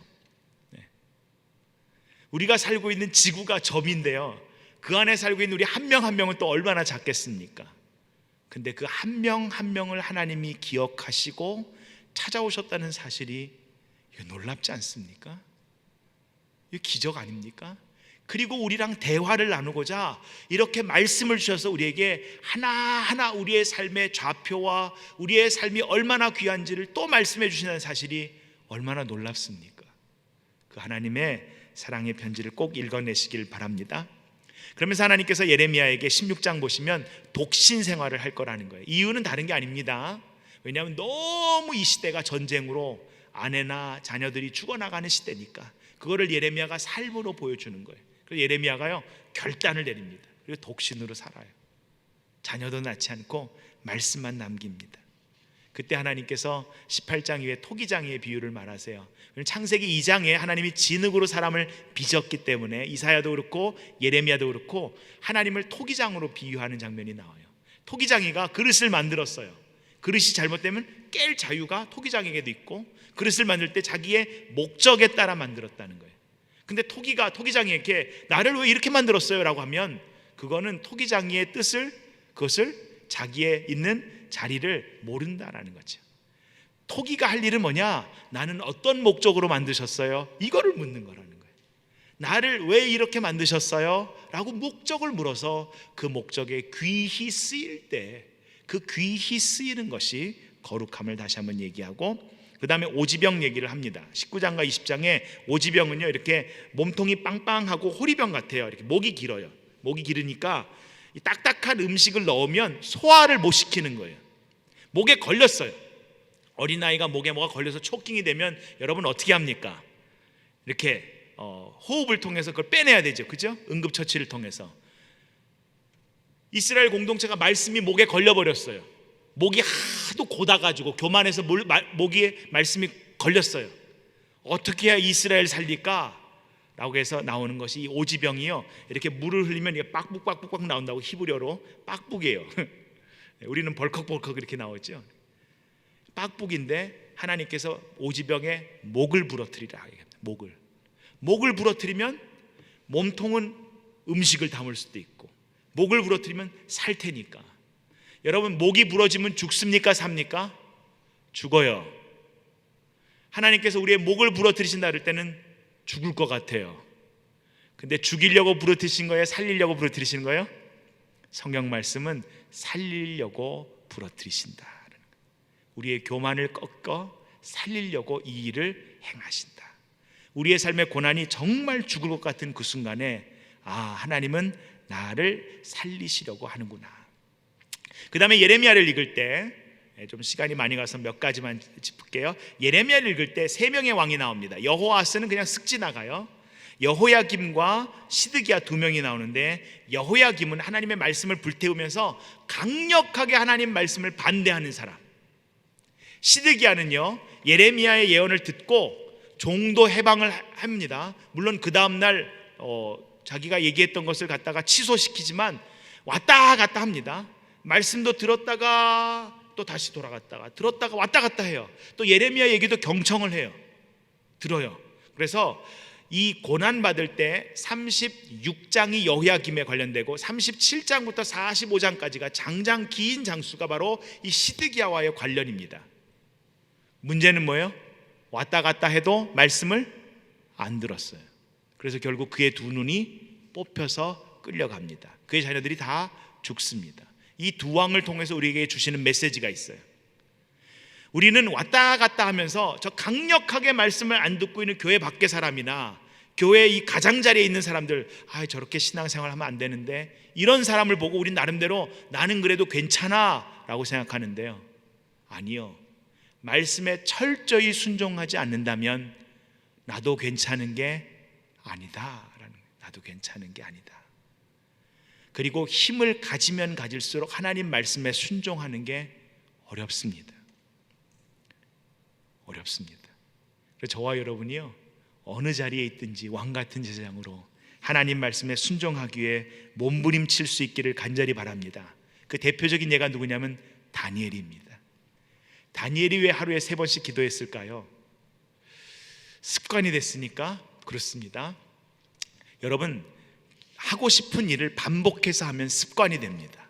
습관이 되면 안 하는 게 힘들어집니다. 근데 제가 해보니까요, 저의 경우입니다. 여러분의 경우는 모르겠어요. 다른 것은 습관이 돼서 안 하는 게 힘들어집니다. 책을 읽는 거나 운동하는 거나 이런 거는.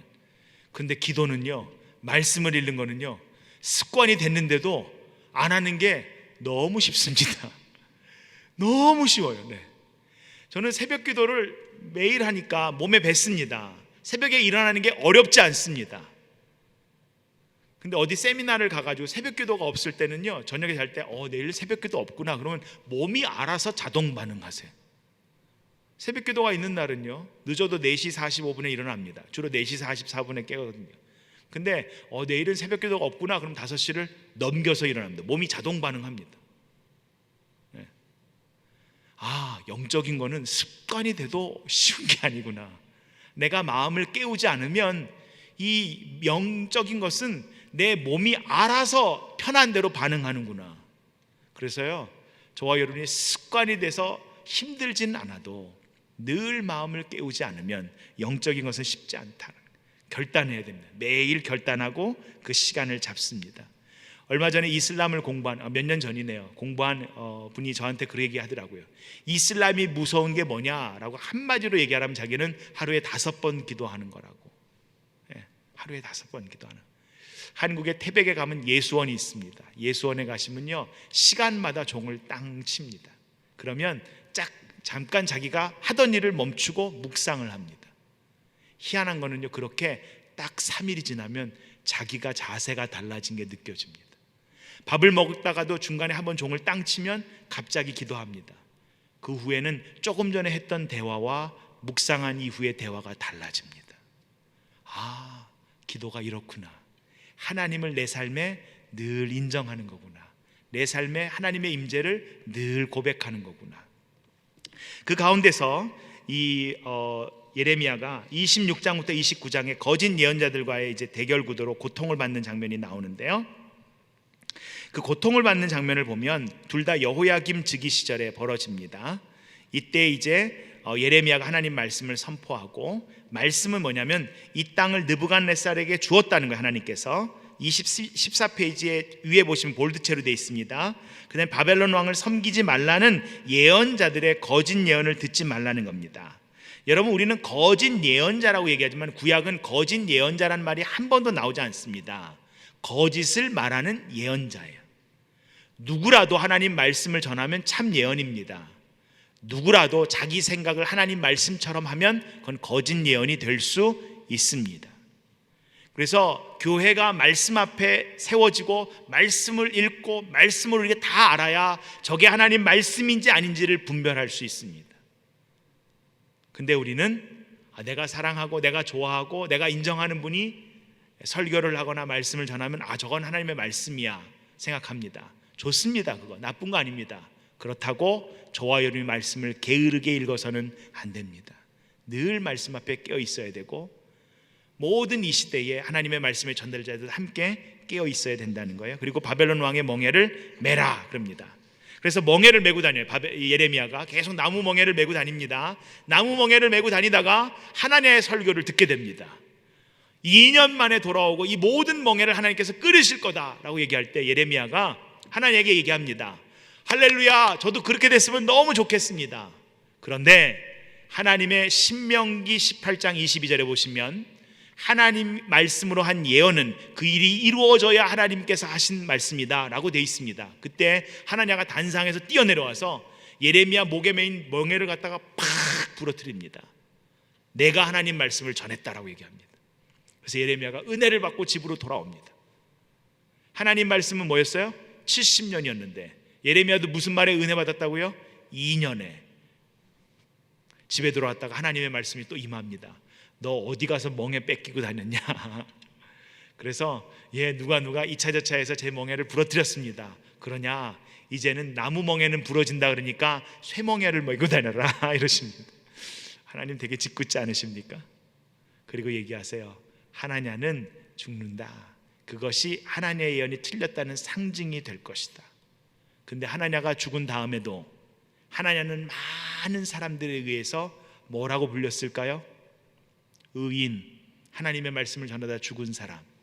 오히려 예레미야는 저 사람은 사회를 혼동시켜서 사람들의 마음을 갖다가 패역하게 만드는 사람. 이 얘기는 시드기야가 예레미야가 한 얘기입니다. 진짜 하나님의 말씀을 전했는데도 그 말씀에 걸림이 되니까 그 말씀을 향해서 너는 나라를 어지럽히는 사람 이렇게 말합니다.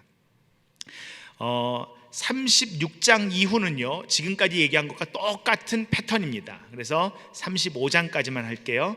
30장부터는 구원의 신탁이 들어오는데 30장에서 하나님께서 새 언약을 맺으시겠다고 하십니다. 새 언약을 맺으시는데 이 새 언약은 옛 언약과 다르다라는 거예요. 15페이지에 보시면 날이 이르리니 때가 이르리니 새 언약의 성취가 이를 것인데 이게 뭐가 다른가 보십시다. 새 언약은 유다 집만이 아니라는 거예요. 이스라엘 집과도 같이 맺고 이스라엘과 유다의 통일을 전제로 한다는 겁니다. 또 하나 새 언약은 옛 언약의 연속성이지만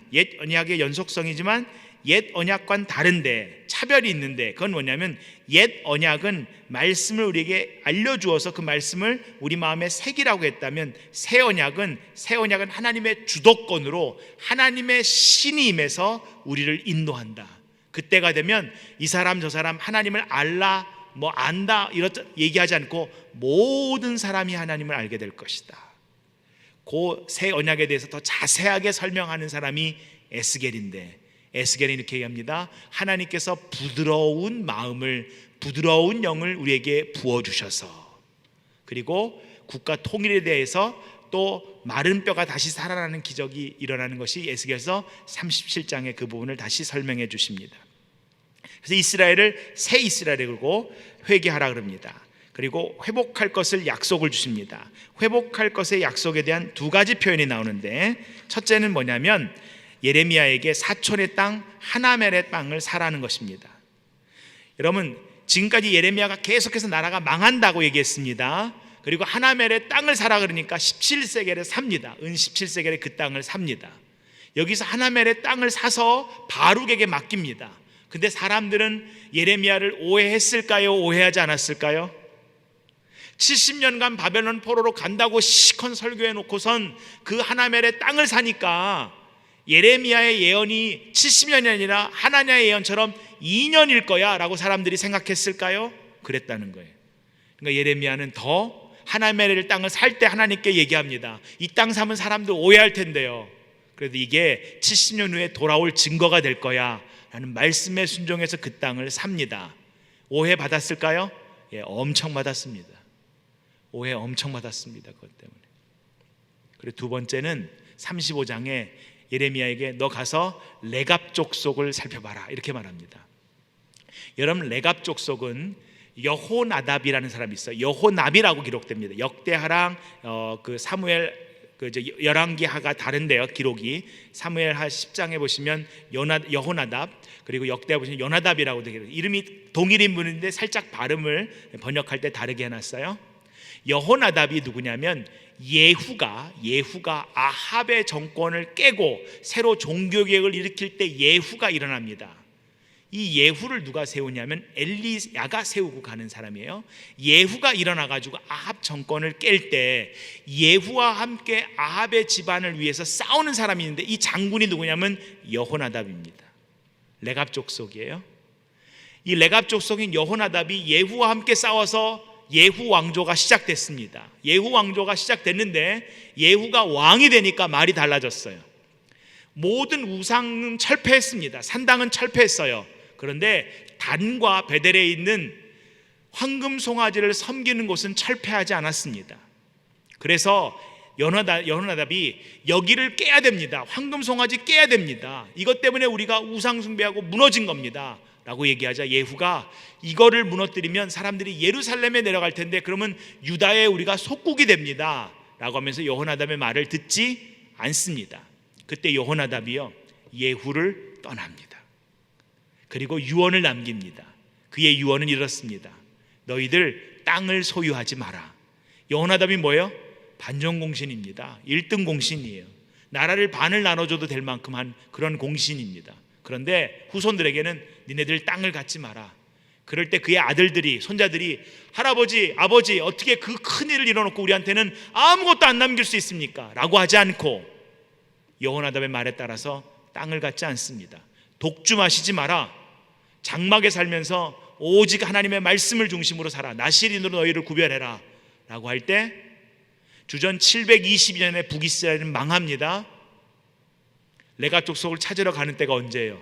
100년이 훨씬 지난 뒤에 갔는데 나라는 망했는데도 레갑 족속은 그대로 있더라는 거예요. 거기서 하나님의 말씀을 다시 받습니다. 예레미야 너 보느냐? 남유다가 망해도 레갑 족속은 내가 영원히 붙잡아 갈 거야. 내가 영원히 인도할 거야. 저와 여러분이 나라의 보호도 받지만 더 중요한 것은 나라보다 더 중요한 하나님의 인도하심과 하나님의 말씀 가운데 세워진 사람들이 되기를 간절히 소원합니다. 그 이후에 있는 내용들은 여러분들이 함께 쭉 제가 내린 자료들을 읽어가면서 이번에 예레미야를 읽으시면서 예레미야를 통해서 이 예레미야가 통독해서는 안 되는 책이구나. 한번 읽었다 그래서 끝나는 책이 아니구나. 이번에 한번 정독해 봐야지.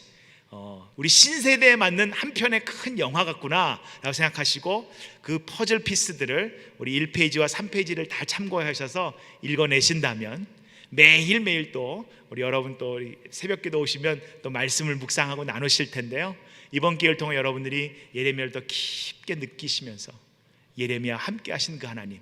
그래서 예레미야가 그달랴가 총독으로 왔을 때 여러분 37장 위에 보시면 그달랴에게 이렇게 얘기합니다. 사람들을 조심하십시오. 그러자 그달랴가 우리 같은 민족인데요, 근데 사람들은 이 사람을 친바벨론주의자라고 생각했어요. 마치 일정시대 때 친일파라고 생각한 것처럼. 그래서 이스마엘이라는 사람이 암살해서 그달랴를 죽입니다. 문제가 뭐냐면 그달랴가 암살되자 느부갓네살이 화를 내면서 느부사라단을 보내서 예루살렘 성을 완전 초토화시킵니다. 그러자 예레미야의 예언이 이렇습니다. 바벨론으로 가라요. 바벨론으로 가라. 근데 그달랴가 죽으니까 어떻게 되면 이스라엘을 떠나지 마라. 이제 전쟁은 애굽으로 옮겨갔으니까, 팔레스틴 땅에서, 이스라엘 땅에서 전쟁은 끝났으니까 여기 있으면 니네들 살 거야 라고 하는데 참 청개구리도 그런 청개구리가 없지요. 그렇게 얘기하니까 이스라엘 땅을 다 떠나요. 그때부터. 그러면서 애굽으로 갑니다. 만약에 예레미야가 하나님 말씀에 순종해서 바벨론으로 혼자 그냥 갔으면 예레미야는 살았을 텐데, 외경이나 위경에 보시면 여러 가지 책이 사람들이 예레미야를 끌고 갔다는 얘기도 있지만, 예레미야의 이야기를 보시면 예레미야가 애굽으로 내려가는 사람들을 막아요. 애굽으로 내려가면 당신들 안 됩니다. 바벨론으로 가야 됩니다. 그때 예레미야는 계속해서 막으면서 어디로 가고 있는 거예요? 애굽으로 가는 거잖아요. 그럼 애굽으로 내려가는 사람이 예레미야를 볼 때 가지 말라 그러면서 이 사람도 어디로 가고 있는 거예요? 애굽으로 가고 있잖아요. 말이랑 행동이랑 같아요, 틀려요? 틀리잖아요. 예레미야를 통해서 주는 메시지를 들은 게 아니라 예레미야가 계속해서 자기들과 같이 가니까 열받아서 돌로 쳐 죽입니다. 끝까지 예레미야는 하나님의 백성 한 명이라도 더 하나님의 구원을 얻게 하기 위해서 몸부림쳤던 그 시대의 하나님의 말씀의 전달자였습니다. 우리 시대에 말씀을 전하는 일이 어렵지요. 특히 가족에게 나누는 것은 더 어렵습니다. 그래도 저와 여러분이 있는 그 자리에서 삶으로, 꼭 말씀으로 그들의 생명이 천하보다 귀한 줄 알아 끝까지 말씀을 전하시는 저와 여러분 되시기를 간절히 소원합니다. 같이 기도합니다.